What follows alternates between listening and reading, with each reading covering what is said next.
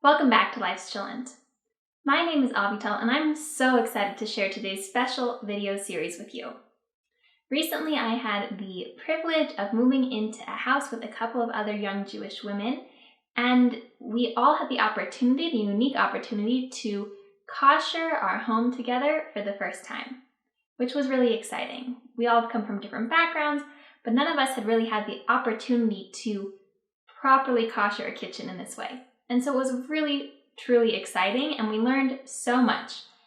And because we realized how much we were going to be learning, we thought it would be awesome if we could document some of the footage for you so that we could share it with you, and that if you are in the koshering process, or if it's just something that you find interesting, you can watch it and learn from us how we did it for ourselves. I would put the caveat of we consulted with the local kashrut, the local kosher, basically agency, and got specific instructions from a rabbi, and don't base the way that you kosher your kitchen off of our video. This is just how we did it and how we were instructed to do it.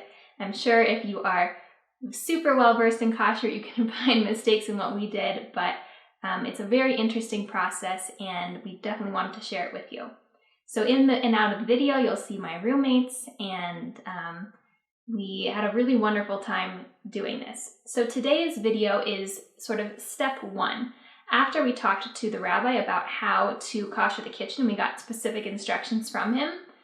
Then we had to actually kosher the kitchen. Before we got to dishes, before we got to mikvah, we needed to kosher the kitchen. Kashering the kitchen with the hen house.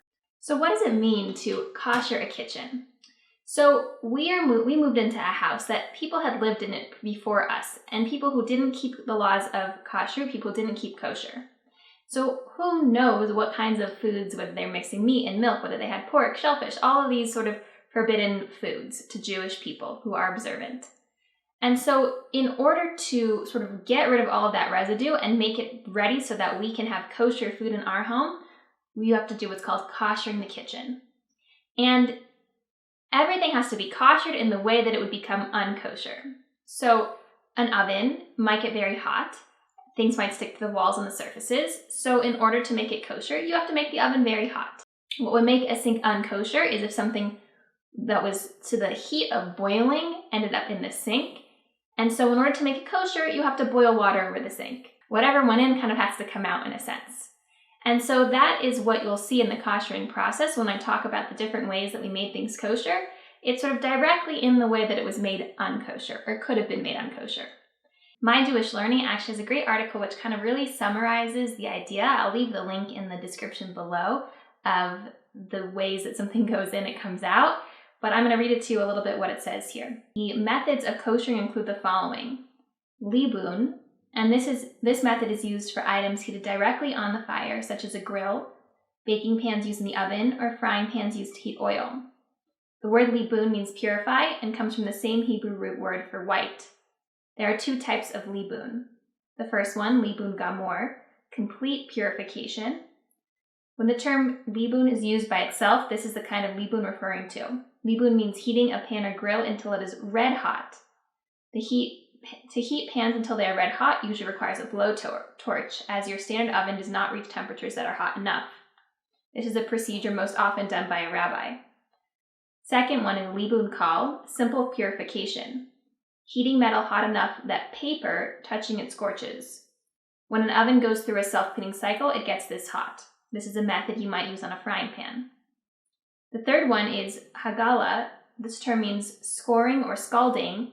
It's used for items such as pots or flatware that have become treif, that means non-kosher, through contact with hot liquids. Hagala means koshering the item in a large pot of boiling water. And then we have irui. This term means infusion. It's koshering by pouring boiling water over something, a method used for countertops and sinks. So as you watch this video series, you will see all of these four methods actually being utilized. We have a blowtorch, we do have self-cleaning oven, we have things that are scalding, we have things that are boiling. It's a very interesting process, really truly fascinating, and I'm so excited for you to get the chance to see it and to learn about it as well as we did. We sort of did a few things at once, but what we thought was, okay, we want to do the oven first. So we took out the plate from the oven and we took out the racks and we did a really deep scrub and clean into the oven to get all the dirt out.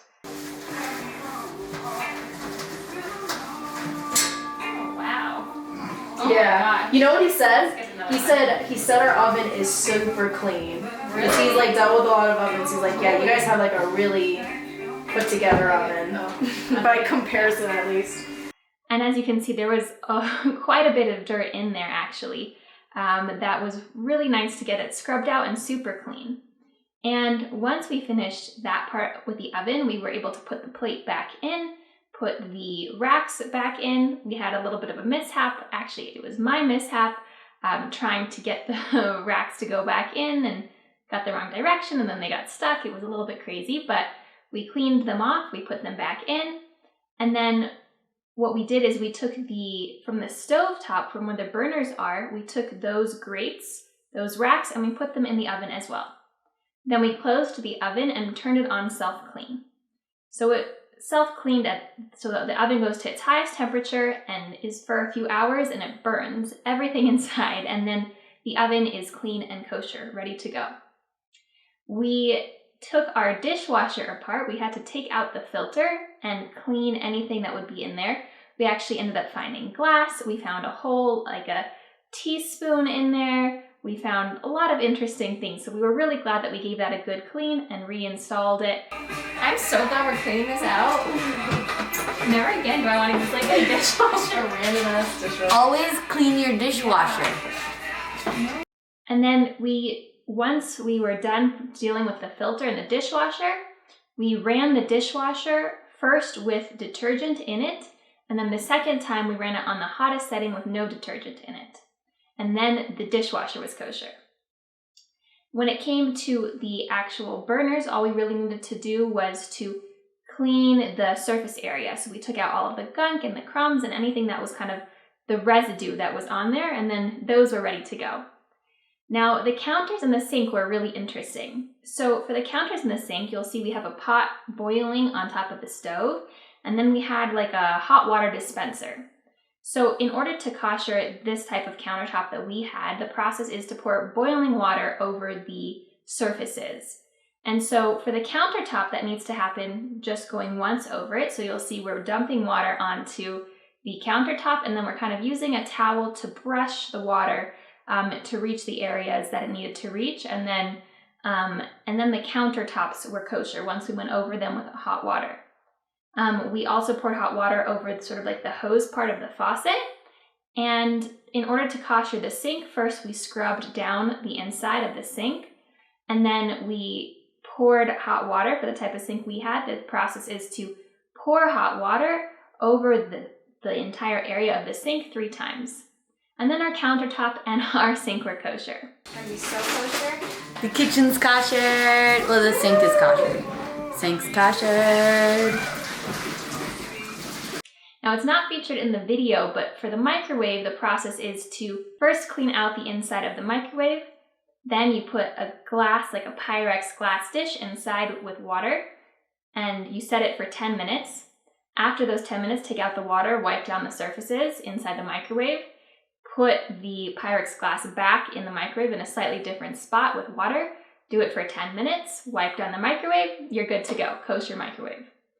So all in all, it's not such a complex process. The fridge really just needs to be wiped down, cabinets, same thing, not really as intensive a process. So now that we had done the oven, the burners, the dishwasher, the sink, and the countertops, our kitchen was kosher and ready to be used. And so the next part of the video will be us having the rabbi, the local rabbi from the kosher certifying agency in our home with these huge tubs of water boiling in order to make all of the dishes and all of the dishes, all of the cups, all of the utensils, all of the kitchen supplies in order to remove anything that would be non-kosher from them. So I guess there's a couple of parts when it comes to the dishes. First, there's making things neutral as if they were brand new, never been used for any food. And then in the third part, you'll see us take the dishes to the mikvah in order to make them actually kosher and ready to be used. So it's a really fascinating process. I'm so excited to share this journey with you, I hope you enjoy it, and I'm looking forward to seeing you in the second part of this video. Thanks, everybody. Bye.